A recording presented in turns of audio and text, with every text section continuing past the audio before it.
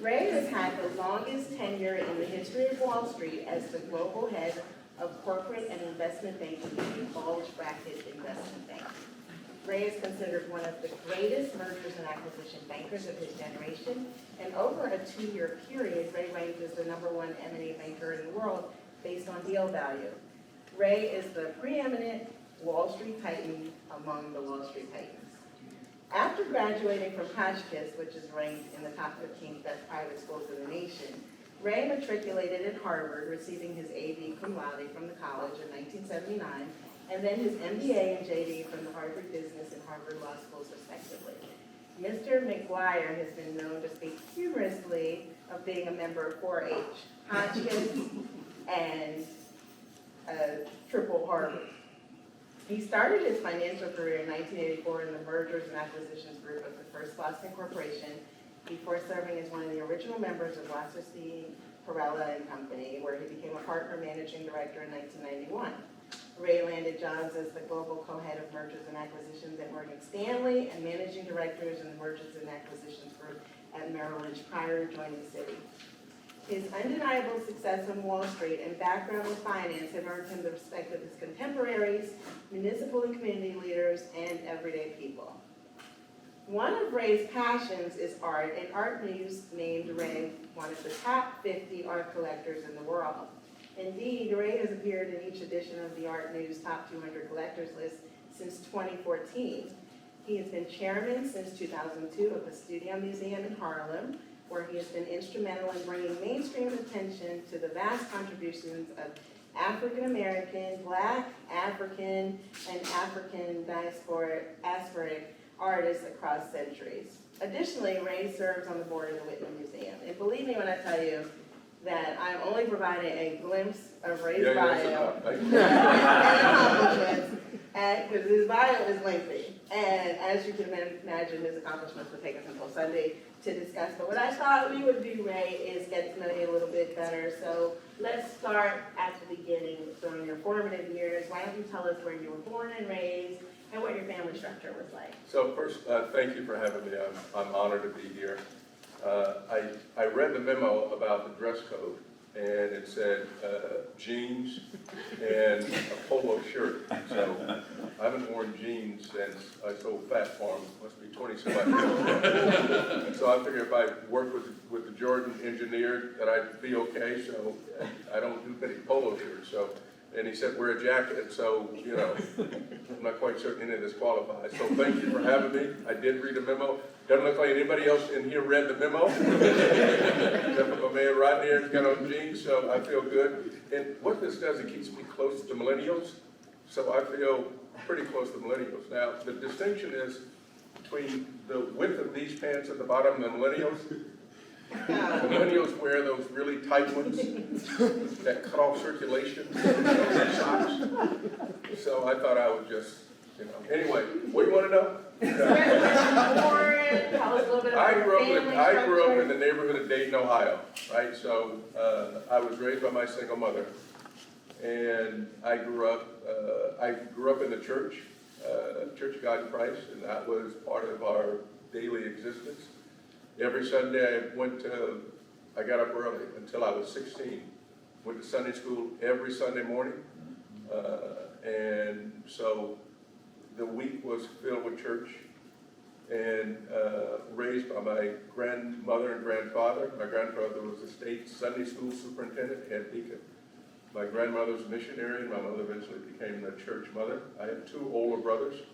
One works at a school for disadvantaged kids. The other is ex-Marine, ex-fireman, now minister. And I have a family in Dayton and a family in Detroit and Dayton in New York. New York is my immediate family. We have 3 kids. We have Leo, who is 10 years old. Ella, and in the 4th grade, Ella, who is 18, 19 years old, in her 2nd year at Harvard, and Cole, who's 22, who came back last night and plays for the Orlando Magic. So I started, you know, I started at the bottom, now we're here. The whole crew's here, so I'm blessed to be here. This has been a walk of faith, which is what got me here, so And it's through the prayers of the prayer warriors and my mother especially, and different things that got me on this journey. Awesome, and I heard basketball in there, so that leads to my next question. I hear that you were quite a basketball player as well growing up. So can you tell us a Well, it little bit depends on about? how you want me to respond to this. You want me to respond to this in the corporate way or in the court way? Well, In the court way, yeah, I saw some kids cross them over, didn't really care. Yeah, I never saw a slump I couldn't shoot out of. Yeah, and I thought when I was in the locker room, I thought I could make it from there. And then when I crossed half court, it was okay if I launched it. I averaged 28 points a game, and captained the basketball team, so yeah, I had some skills. all right. Do you think that had any impact on your career or your leadership skills or anything like that? Did you learn anything People from ask the sport? question about the impact of sports, and the answer is yes. In the game of basketball, like in the game of many sports, but especially in basketball, it really doesn't care where you come from. It only matters whether or not you get game. And I can remember growing up, and you get the kids who come out there, they got all the fly. At that point, it was Converse, and there were coach cons and there were real cons. I had coach cons because we couldn't afford the real cons, right? But what you know is that people get there to the court early, who got no game, get there so they can choose 4 other players so they stay on the court, right? And on the court, it doesn't matter where you come from. Doesn't matter who your mom and daddy is or who your uncle and auntie is. You got game, you stay on the court. You don't have game, you don't. And what you learn about that game is the game. It's a game out here, like my man Omar says. It's a game. Either you play or be played. On the court, it's the same thing. So I analogize the lessons in basketball to the lessons in life and the journey. And when you go on that court, you got to be prepared, and you got to be prepared to perform. If you don't, you're going to wait a while. Either you get to the court earliest, or you wait till all best players are gone around 1 o'clock or so, and you get back on the court. That's the way the world works. That's the way the money game works. If you got game, you get the opportunity. You'll get an opportunity, presumably. We have to talk about that. But if you got game, then you can get in and you can stay in. If you don't have game, then you got a problem. Well, this one is for Ray, my follow-up. There's some urban legend about him You playing don't want to go there. He wanted me to throw that one in, something about I'm actually very something that he surprised. won. I'm actually very surprised that he would want to cite that example of him being on the court. I was off. It was me and Colbert and Narcisse against Ray, and who else was it? David Mills. That wasn't pretty. You know that. I know you weren't pretty. It wasn't pretty. I don't think they scored. Oh, come on. As a matter of fact, I think we may have given them the ball and told them that all they needed to do was hit the rim. I don't think that happened. Okay. No, I think we shut them down. Ray played well, but I played pretty well myself. Well, yeah, you can dribble out. You dribble, but I'm not convinced that you guys ever hit the rim. I'm just not certain what happened. Or let's put it this way. I think the way this game was structured is, I think it was probably to 15. Yes. You guys got 14 points, and all you needed to do was score 1 bucket, and y'all didn't score that, right? I think that's the way it went down. I'm really surprised that he would invoke that example. I'm actually happy that I get to amplify what you put on him, but I didn't know that he would want to bring that to the light of this audience. Thank you for doing that. Hilarious. That's all right. I'm going to let Colbert know that once again that championship reigned, like those 3 reigned. But anyway. Well, back to a different subject. What do you think compelled you to earn not 1 or 2, but 3 degrees from Harvard? What was the driving force behind that? It was when I was 16 years old. First of all, the home education was the only way to go, right? My grandfather, a 3rd grade education. I think my mother finished high school. And we knew the only way out was education. Then and today, the only way out is education. And so I started getting bused at 6th grade from the neighborhood to a school in the suburbs where they had the wealthiest of the Jewish community and the wealthiest of the Protestant community come together and create a school. And in the 5th grade, there was a teacher in the school system who called my mother and said they'd created this school, and we think that based on what we've seen, Ray, that he should think about going to school. We had no money, so we couldn't, there's no way that we could have paid for it. And so they had a bus that went from north of town where the Jewish community was, to south of town where the Protestant community was. And it was an interstate. And I remember walking probably a mile or so to get to a corner where the bus would exit Interstate 75, pick me up, and then keep going south. And it did it every day, south to north. And I went to this school from 6th grade to 11th grade. 11th grade, I had a 4.0 average. I was president of the school, captain of basketball team, played pretty well, as we talked about. And the teacher said, if you're as good as they say you are, I want you to go test yourself against the big boys and girls in the East. I said, where are they? And she gave me a kind of a roster of the schools. And I took a Greyhound bus around New England and landed at a school called Hotchkiss. It said, all education. And then from there, I went on to college. I applied to college with 6 colleges: Harvard, Yale, Stanford, Amherst, Johns Hopkins, Northwestern. Hopkins, Northwestern, because I wanted to be one of 2 television characters. One was by the name of Harry Mason, the other was Ben Casey. And so that had evolved from my point in time when I wanted to be a carpenter, because all I knew was Jesus, and Jesus was carpenter. So I got through that and went on to do this and went to Harvard College. Education was it. And I applied to law school, really wanted to go to law school. And there was a tutor at Harvard, they have tutors, named Larry Jackson. He said, man, you ought to apply to business school. I said, I don't know anything about business. He said, you don't really need to. All you need to do is you go over there and half of your grade comes from debate. I'm dressing up, but he told me he didn't say debate. He just said cursing folks out. Half of the grade comes from that. I said, straight up, Larry? He said, yeah, man, all you need to do is go cursing folks out. That's half your grade. I said, I can get that done. I applied to one business school, which is Harvard Business School. They called me up. I remember this. George Van Ensign called me up, the head of the African American student, and said, you got into business school. I said, interesting, thank you. I hung up the phone. I still hadn't heard from law school. And finally, I got into law school and said to the business school, I'm going to come to the business school. I got a 2-year deferral. Law school would only defer me for 1 year. I got a fellowship to go to France. And the fellowship was to a place called Dijon. Dijon is the mustard capital of the world. I called the committee up and said, after having conferred with all my professors at Harvard, they think a year in Nice would be better for me than a year in Dijon. I don't know how you all know Nice. Nice is the French Riviera. I didn't know much about France or Nice, but I knew that being on the Riviera was going to be better than being in Dijon. So I spent a year there, and then I came back and did a joint program. And I was on scholarship from that 6th grade moment until I got my second bonus that I was able to pay off that scholarship. So it was all about education. And since we had no money, it all had to be on scholarship. And so from 6th grade to graduate school and I've been on scholarship. Awesome. That's awesome.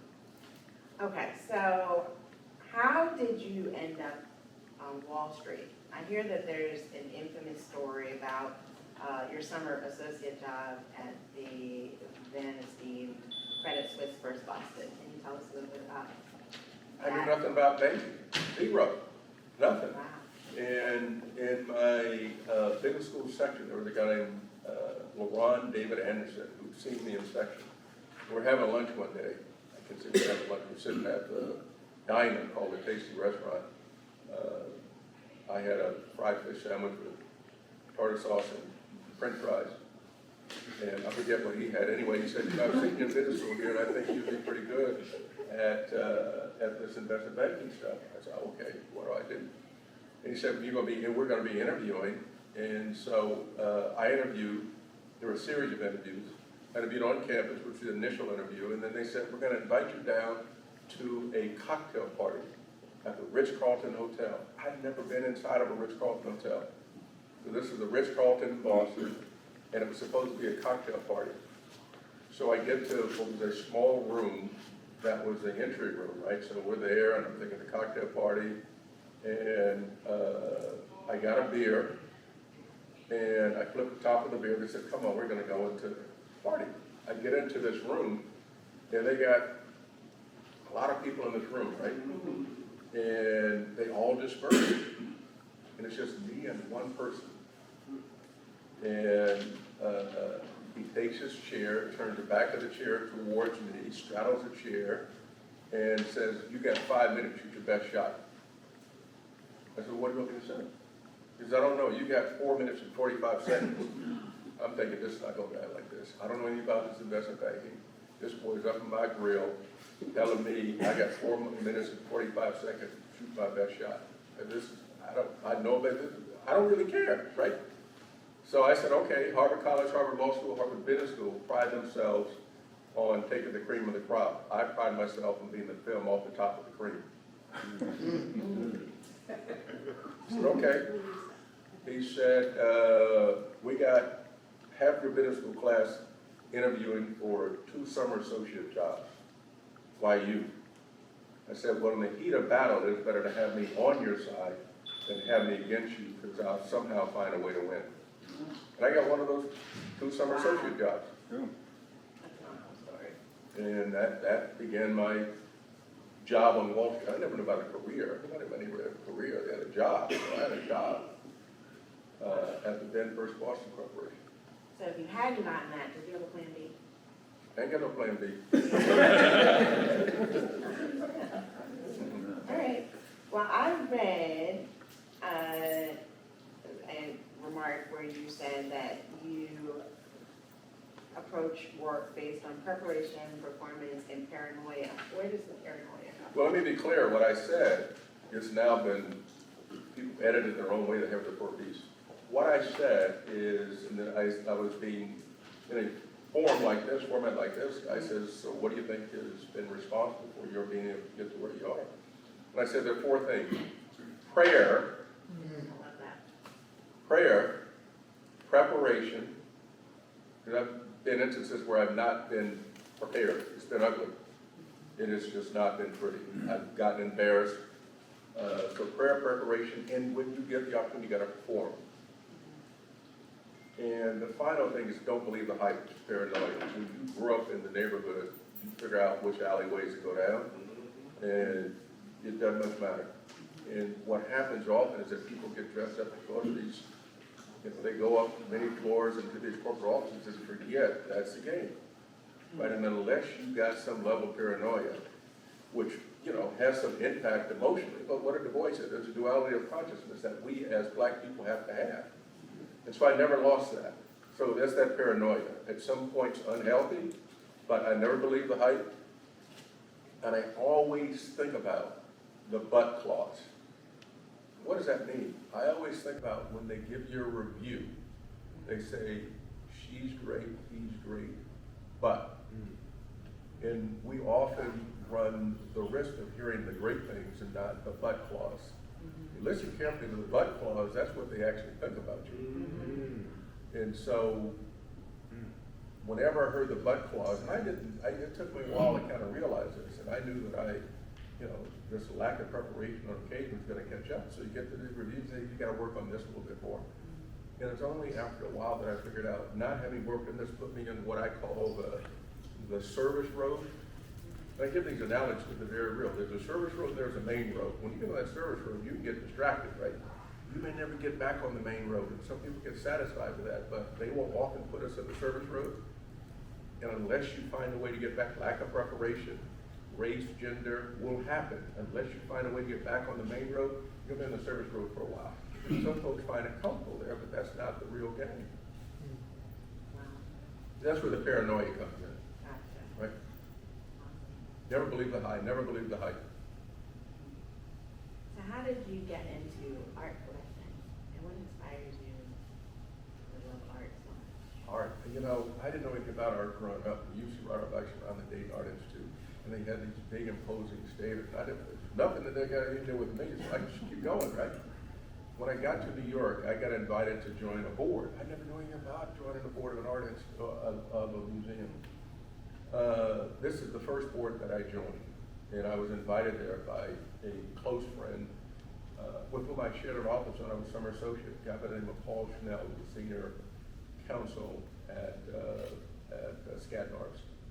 Invited me onto the board, And so I got to know a little bit more about the art. The thing that I recognized is I didn't see anybody who looked like me collecting art by the artists who looked like me. And there was a young curator, still very young curator at the Whitney Museum. Her name was Thelma Golden. And so I said to Thelma, I'm thinking about, starting collecting. I say this now, I'm fluent when I talk about it now. I had no idea what I was talking about. And so, or about whom I was talking. And so I said, Thelma, can we, have dinner, drinks? And she said, sure. So I was gonna go sit with Thelma just to talk about art. Well, given Thelma's preparation, Thelma came with a folder with a list of artists whom, if I were serious about this, I need to go do some study on, do some homework on. That began my involvement in the art world. And so I began to collect art, seriously went down the list that Thelma had presented me of all, at that point, which were mid-century and turn-of-the-century African-American artists. Turn of the century starts with Tanner all the way up now, it's, evolved, but, and that's because Thelma said, these are the people whom you should collect. Those are the people who, at some point, had been referenced in the books about art. And that was my tutorial, that began my tutorial. And so the more I got invested in, the more I could relate to the artwork. It spoke to me, and that's how I started collecting. That's a lot of years ago. Awesome. So, back when I got my MBA at Clark Atlanta University, you led a group of investment bankers from Wall Street down to teach a course for a couple of years in finance. So what would someone like you from Harvard, top Wall Street banker, why would you want to do that at an HBCU? While I may have gone, I'm still from the neighborhood, always will be, right? And the thing that you got to appreciate was nobody who looked like me to whom I could speak about being in the corporate finance world. And so maybe it was intentional, maybe it's just how we do things. But I always thought that if there was an outreach that I should respond. I've tried to respond to every phone call and every email. I can't do that today, although I tried to. Every phone call and every email. And then when you get this letter that was so well written that cited the greats from Ray Richardson, I think maybe this kid's got a little something going on, because these letters are written with such passion, they're so well written, and they cite the greats on whose shoulders we stand, although we may not have known them. I said, then, maybe you're gonna be responsive, and then he's relentless. And so, you come to Clark Atlanta University, and I was going through something that's one time, I see almost an entire curriculum. And there was something that I wrote, but it was almost like a paper, a white paper, that I'd written years ago, and somehow I found it on a computer. I don't think computers existed, they hadn't existed anymore. But anyway, I found that and thought about the history and thought about the outreach and thought about the commitment behind the outreach, and said, I've been fortunate to be where I am, and to the extent that I can respond and be involved and invest in ways that nobody had invested in me, and I say that with all humility, if I could do this, then maybe this is the way to plant the seed for the next generation. And so it's all because of Ray Richardson's outreach. To get me to Atlanta, to get me to Miami, or Fort Lauderdale, wherever you are. It is that outreach that got me here. Just as a sidebar, I have copies of all those letters from Ray. I still have the printed copies in my office, but I agree, the passion for those letters is really compelling, which is why I'm here today as well. So, yes, Well, yeah. These are not short letters. I don't think I've ever gotten a short letter, nor do you get a Short short text. text. No, Right. no. I was gonna say, letter or text. He moved on Yeah, to I'm gonna text. sit down, I'm gonna get a Yeah. flight, I'm gonna do something. Exactly. Yes, yes. So, well, you spoke of role models. Did you have any role models? Did you have any benchmarks to, impact your travel as an investment banker or your leadership skills? Well, role models, really no. Well, it Mentors. depends. It depends on how you think about it. Role models in terms of character, yes. Mhm. In terms of values, yes. At home. And that was, as I said, my mom and my grandparents. And that North Star never wavered. It never wavered. And so the lessons that you learn there as a child that stay with you, that get reinforced by those examples are lessons that they it's done the right way. I think these are lessons that will stay with you, and that is self-defined, the person I am, with respect to, and that's the anchor, that's the foundation. With respect to my career on Wall Street, I just had to take copious notes. I took notes from the two people who hired me. One is a guy named Joe Perella, the other's a guy named Bruce Wasserstein. And they were the best. They were mavericks at the time, not part of a traditional, what they call white shoe law investment bank. The Morgan Stanley's, Goldman Sachs were the first Boston. They didn't get invited to the dance, but when they danced, they outdanced anybody else when they got there. And that, that was the legacy. I learned from them. Awesome. First Boston is in the mergers and acquisitions group. I went into M&A. There are two things you go into: sales and trading and M&A. In sales and trading, I think one of the assignments they asked me was to do a debt equity swap. I didn't know the difference between debt and equity, so I damn sure couldn't swap them. And then there was mergers and acquisitions that I could read about, and the Wall Street Journal said, okay, I can read about it, I can go do it. Which is why I went into merger and acquisition. Like Lily says in AT&T, it was not complicated. So. Well, I was gonna ask you what your core values are, but I feel like we already have heard a lot of them, so I'm going to move on to my next Well, question. you can ask me anything you want to ask me. No, well, we've heard, I feel like you've given us a sense of your core values, but I wanted to ask you, in the rare instance that you have free time, how do you spend your free time? And now it's with Leo. It's with Leo, our 10-year-old, and Crystal, my better three-quarters wife. I say better three-quarters because that's where she is. So. She's real good. Awesome. And Leo plays basketball. Oh. And so this Saturday, let's see, we got a game at 11:15, and we got a game at 12:45 on Saturday, and we often find ourselves at Spooky Nook. Have you guys ever been to Spooky Nook? Spooky Nook is in Lancaster, Pennsylvania. Massive sports complex, 8 o'clock on a Saturday morning, 40 courts, 20 kids a court, 800 kids playing basketball. Wow. And so it's Spooky Nook or Sportica. Spooky Nook's 3.5 hours out. Sportica's an hour and a half. Spooky Nook, you gotta stay overnight in Lidditch, Pennsylvania, a place to which you've never gone. Chocolate capital of the world. So you go there and you stay at, you stay wherever you can stay. That is, we spend time doing that, which is a lot of time, especially on the weekends. And then outside of, the not-for-profit boards on which I sit on some for-profit boards. And at some point, I'll declare major. So what's the last thing that you've read or last podcast that you've listened to? I can't do no podcast. Everybody got a podcast. I believe it. I can't figure out which podcast to listen to. Everybody got a podcast. Come with this podcast, come with this podcast, talk about this. I mean, okay, this is close I'm gonna get to a podcast.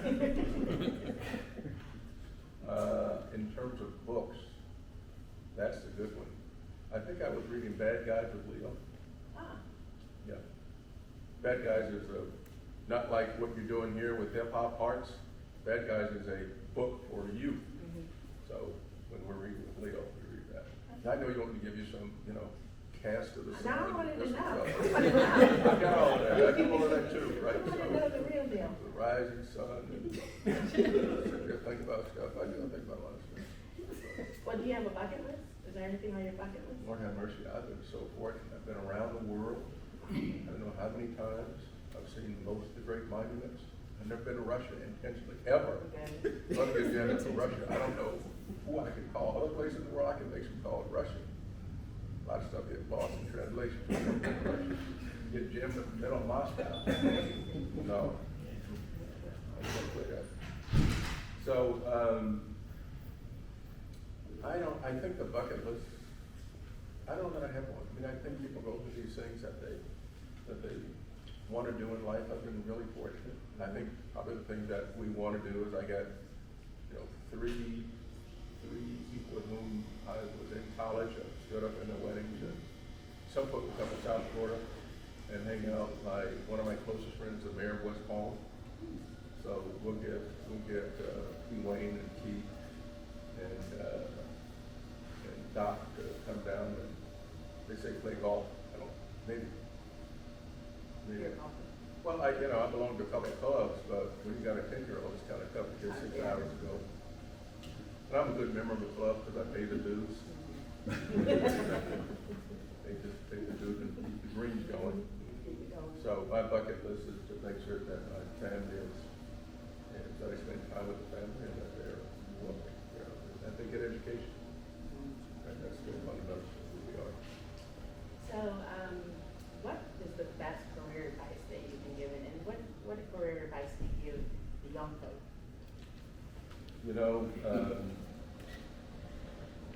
I think the career advice gets embodied in examples. The more kind of are prescriptive, the less the younger people buy into them. So, I give the example of Rodney Miller, who comes in, University of Chicago. There's a line by Richard Pryor. He was so smart, the boy could run numbers without pencil or paper. And Rodney Miller, you talk about genius, Rodney Miller, when we recruited Rodney Miller, it's a standard of excellence that gets to numeric literacy, and he was beyond that. And you point to that, that's a gift that he invested in making sure that when he got into this game, he was the best. That's an example. You tell the story about somebody who's got that training.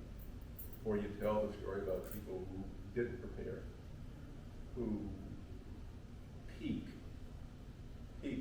at the moment of graduation. At Harvard, when you graduate, it's done in the tertiary theater. And they, as an undergrad, they welcome you to the world of educated women and men, and they throw up their hats. And what I've seen too often is we peak at that graduation ceremony.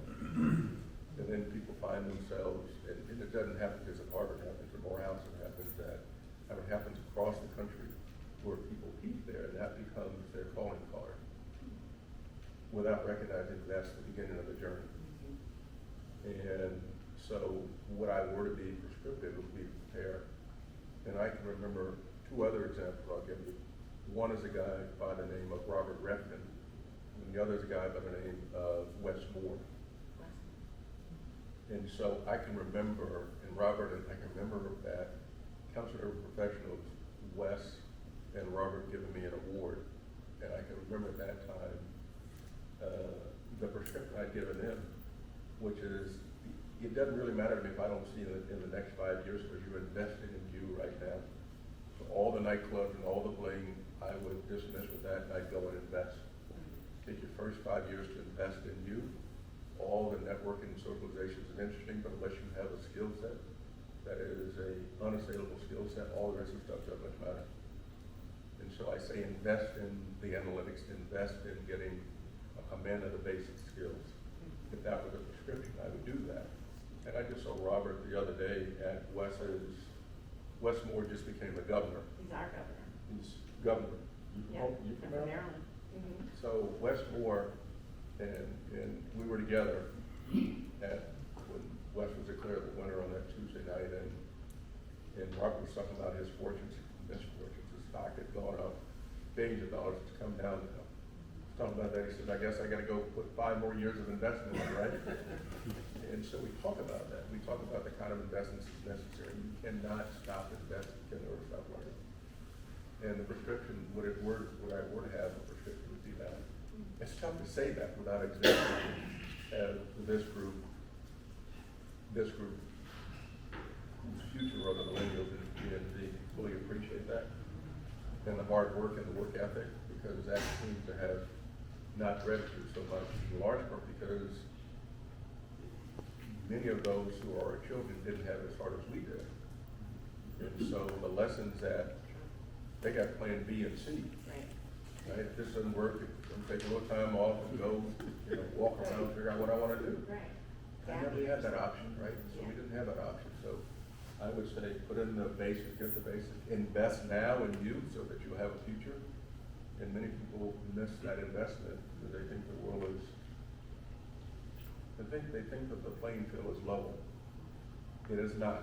And I can remember being in wasn't fireside chat like this is, but being at Harvard Business School.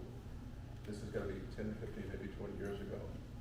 And it was a group of black and brown people. They said, what about work-life balance? I said, you mean work and more work? And I also said that as the game is played, when we start the game, black men's down 10 points, black women down 15. And that's the harsh reality of where we are. And I think sometimes because some of us have had success, we ignore that reality, and that reality is still very much with us. Totally agree. I want to be cognizant of your time, so should we end there? I have some more lightning round No, we questions. got lightning round. We We do got lightning round, and there's a few questions. Okay, and then take some Yes, questions from sir. Giants? Okay, these are fast and you. Okay, cool. Okay, so what type of music are you into? I like Cold John Train. Leo says it's John Coltrane. I like Jay. I like Kendrick. Okay. Pop Smoke on occasion, just depends. All right. Little Baby, just depends.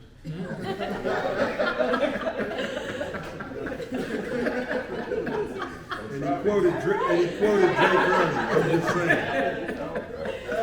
What's your favorite season? I like the fall. I like the fall. Why? I can bring out all my gear. Yeah. Nice. Bring out a little subtle bling. I don't got no bling on it. I got a nice watch here because it says it tells me a lot about what I'm doing or not, but that's beyond this one of these Apple watches. So that's back to my next question. What app do you use the most? Is text an app? I wasn't considering that now, but okay. How about WhatsApp? WhatsApp, okay. So WhatsApp, I do some Signal, I do some Telegram. I do some, it depends, on my honey-do list, I do some Bed Bath & Beyond. That's good. Okay, so if you could have a superpower, what would Oh, it be? Leo asks me that all the time, if I have a superpower, what would it be? Yeah, what would it be? I always get this wrong. Leo asks me, says, no, Papa, that's not.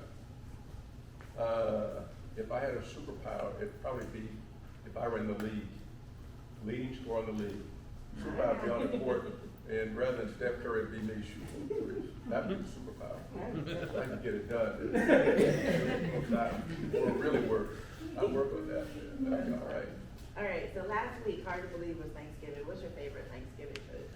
Ooh, Lord have mercy. I like college. I like the college of turkey. I love the dressing with the gravy. I like the homemade rolls. I love the sweet potato souffle or the sweet potato pie. Mama used to make the best sweet potato pie. Lord have mercy, that woman can work it out. And I like the cornbread. I like the rolls my mama used to make. I like the cranberry sauce in the cans. All that. No, I cut the cranberries that they cut it, couldn't get out the can. Put it there. I love that. I love the black eyed peas. So you like the whole thing? Yeah. So what's the latest piece of artwork that you purchased? What did I just get? I just got something by Ainsley Burroughs, young African American artist Ainsley Burroughs. So Rodney tells me what I like. Rodney's on the ground out here. Rodney's got the who's deal is Rodney. Oh. Yeah, y'all ask Rodney what's going on in the world. Got you next in the seat, Rodney. Yeah. So what is, or how do you describe to your family and friends what you do? That's interesting. That's a great question because nobody in my neighborhood knows anything about Right. investment banking. So I advise senior leaders in companies and people who sit on their boards on how they ought to think strategically about how they grow their companies and how they advance their companies I give advice. You're an advisor. Okay, so who knows you best? My wife. Huh? And this is my last question. What's next for you? I'm figuring that out now. I gotta figure, either declare a major or sometime in the next, I keep saying the next 3 to 4 weeks or months or something, but I'll figure out whether or not I'm on the buy side as a principal or whether or not I go back to the sell side as an advisor. So we're exploring options. So, All right, well, that was all that I had. that's all you got? That's all I had. Young entrepreneurs, recent graduates, and artists. Artists. Artists, the journey, let me start with, the journey for artists is always a hard one, right? There's no good or bad time to start if you have a passion and you have the gift, right? To be an artist. Artists reflect our times. I happen to believe in art and literature. Art especially as a way to guide us forward, to give us a sense of how the future is going to work, and that gets reflected in the art. The art reflects the challenges of the time, always has, across the spectrum of art. From early days of African art with Knock all the way up to Benin to Dan and Kweli and you go through it. It's always reflect the majesty and the challenges simultaneously. So you got to be an artist. I don't know. That's a hard way to go. Entrepreneurs and recent graduates. Recent graduates, I say, have a skill set. You got a lot of people out here who want to be entrepreneurs, and they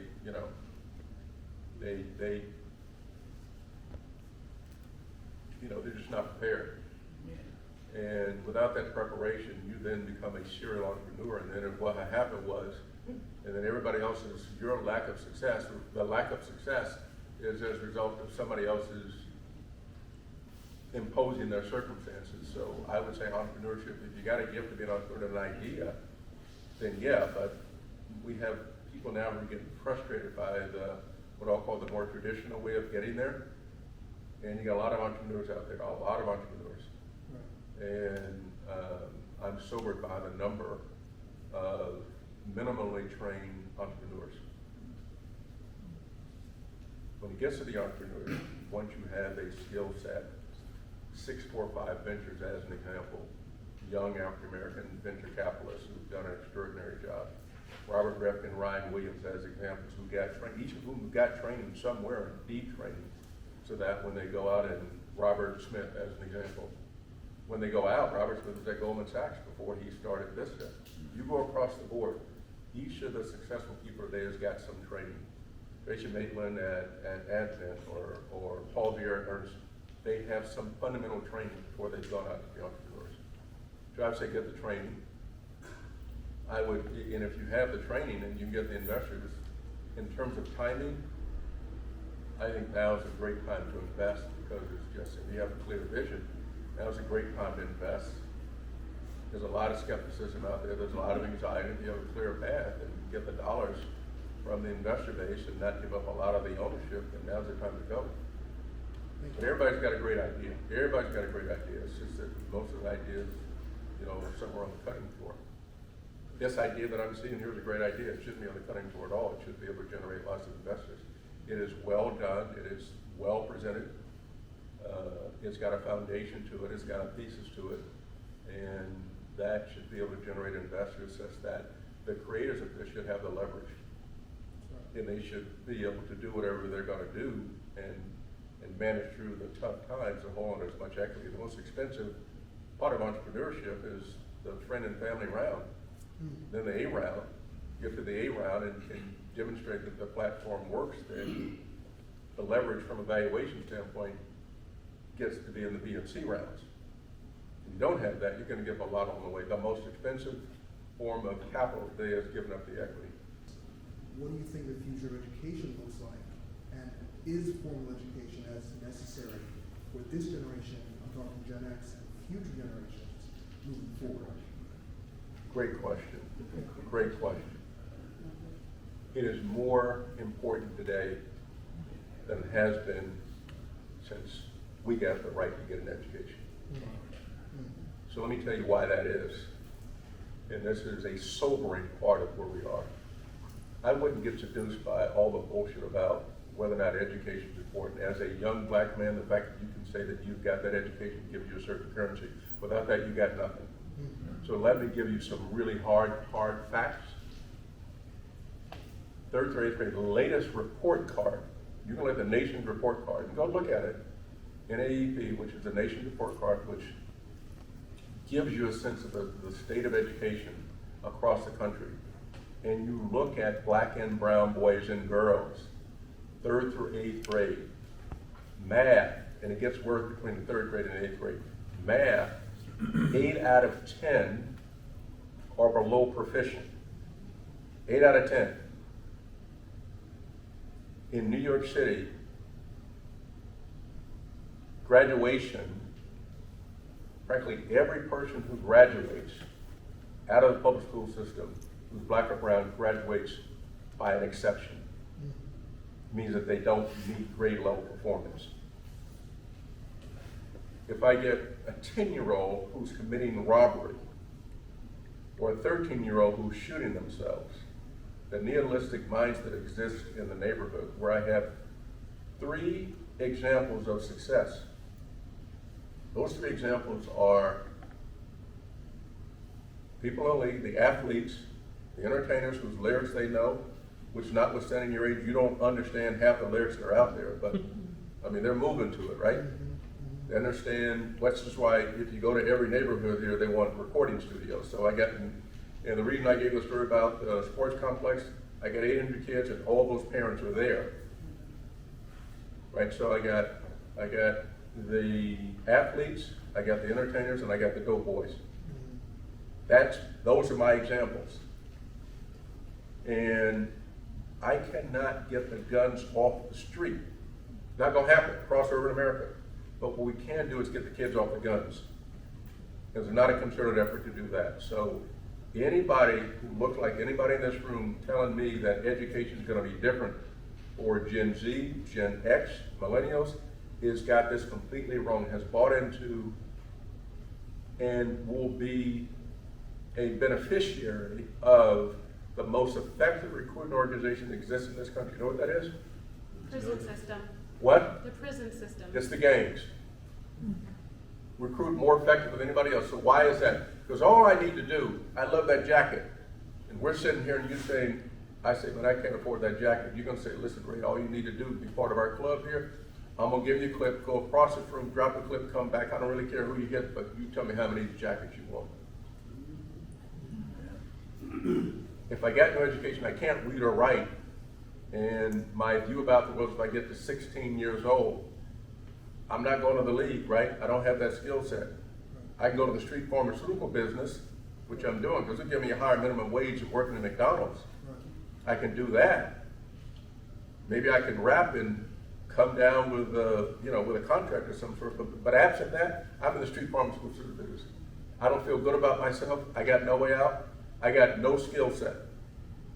And nobody's invested in me, right? Now I go to the screen during COVID, right?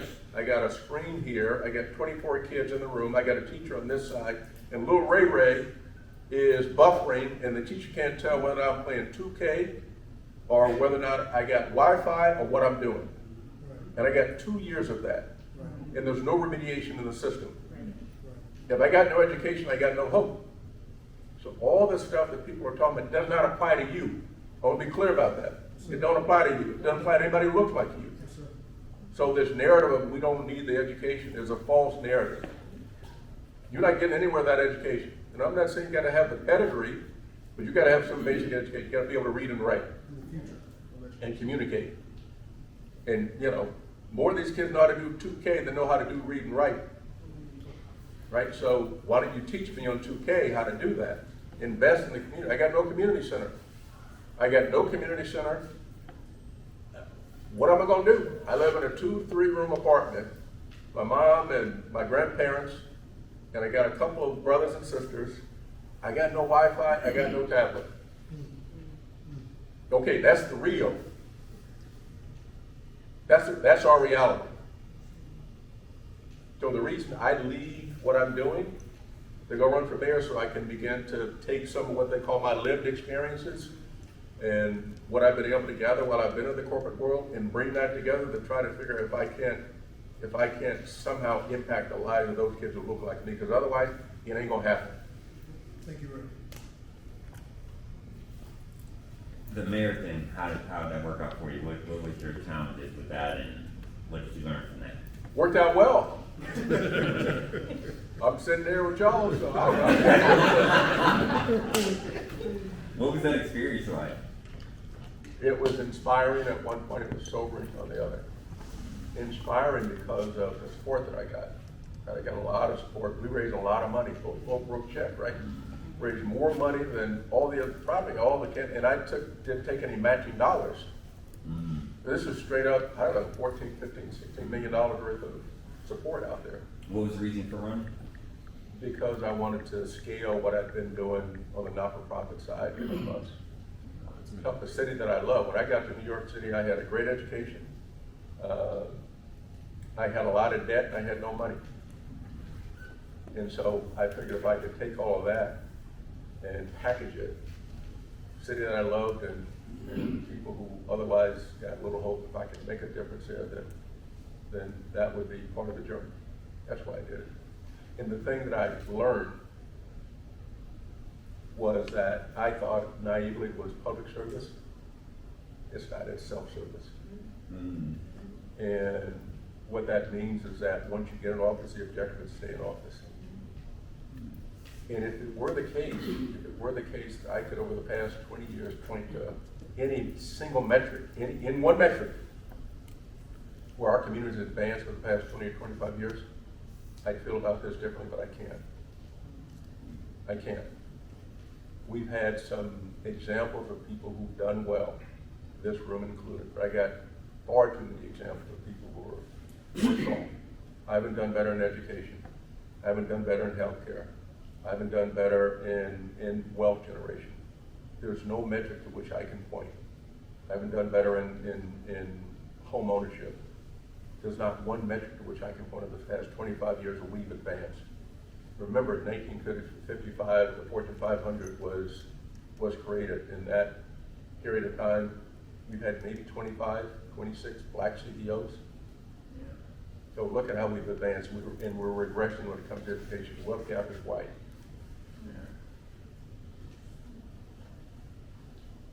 So I have a question, and this is actually, my father told me to ask you this. Oh Lord, he's gonna stump the pound. That man's crazy. So Was, I'm bracing myself.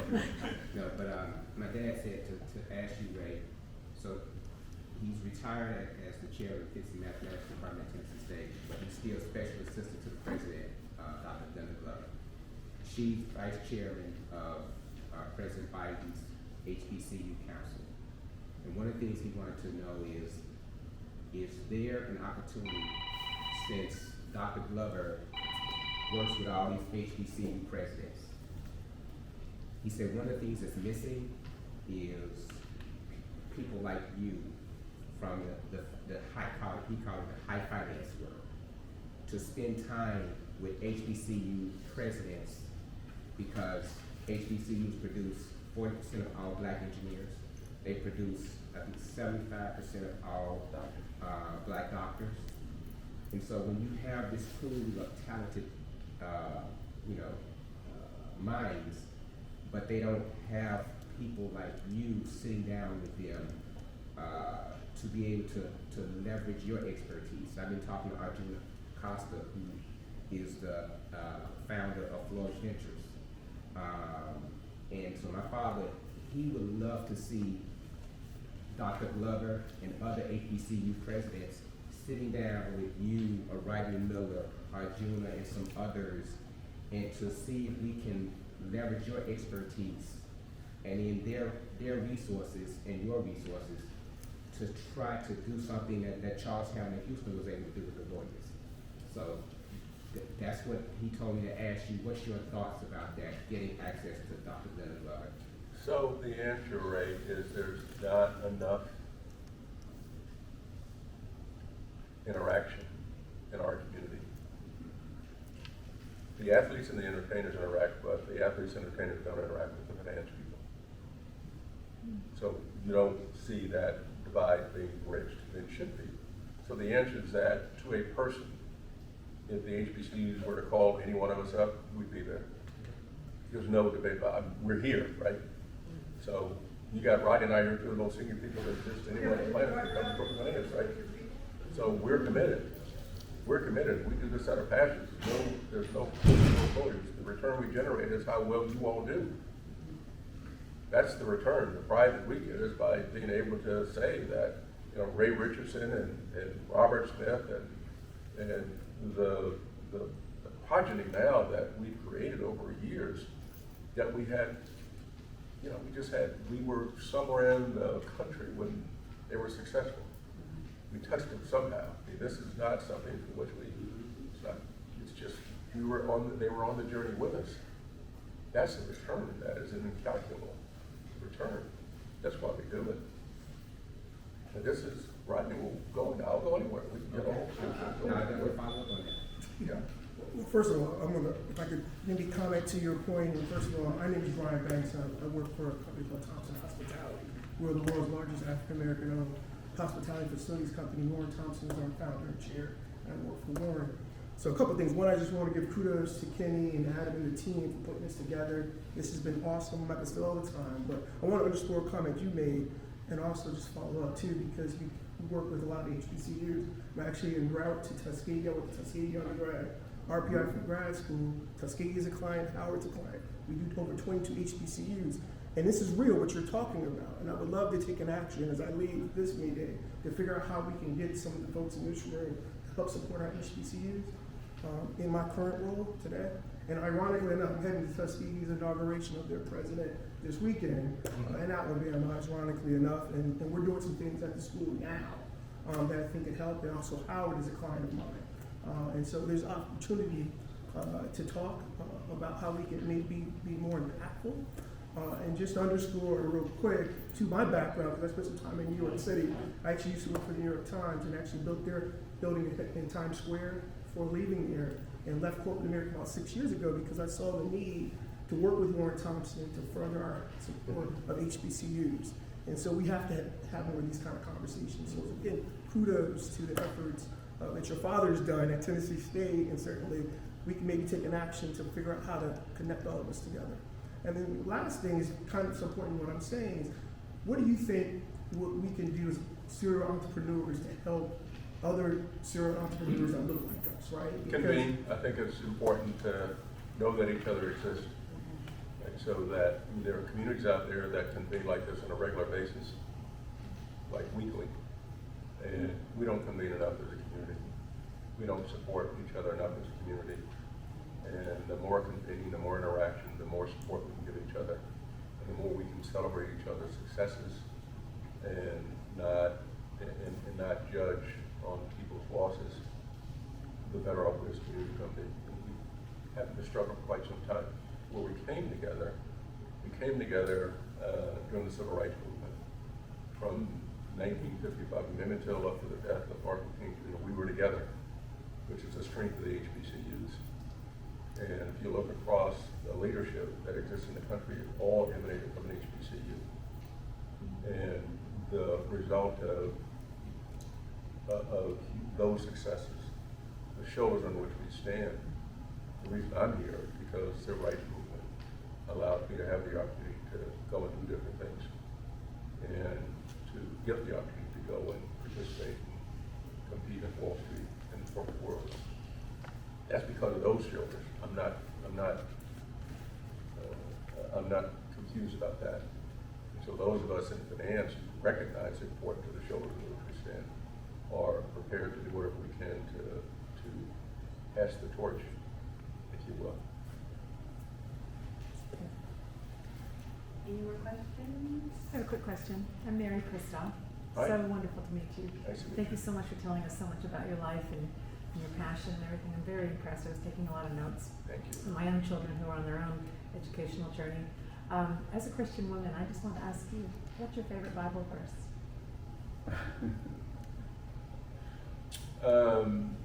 He that dwelleth in the secret place of the Most High shall abide under the shadow of the Almighty. That would take me to Psalm 91. Beautiful. what do you think is the most successful community outreach that you were able to be a part of and that you'd like to see throughout every community around the world? Wait, library, Libraries. safest place in the community, biggest outreach, place where you can go and do things programmatically for the younger generation, no, the older generation, workforce training, basic training that the public school system has failed on. I say libraries. Does it have to be with like physical books or just the information available with the community center? We're digital. Yeah. I'm old school, so I got a library. Sure. I sit on a library board though, I chair the executive committee of New York Public Library. So I'm for analog and digital, but I'm for books, I'm for reading, I'm for math. So, give me some games inside of libraries and have the kids go there and convene. I can even have, NBA 2K there. I can have a competition where if you read more books, you and the parents get paid. I can have a math competition there. Remember, libraries are safe spaces. Yeah. They're not transactional. I love it. Thank you. Greg, I want to thank you from the bottom of my heart, and not just yourself, each and every one of you. This is the energy and this is the time. We feel what we have with this global youth movement. There are a lot of moving, they're not moving. We have sequential pieces that are going to take place with this whole entity.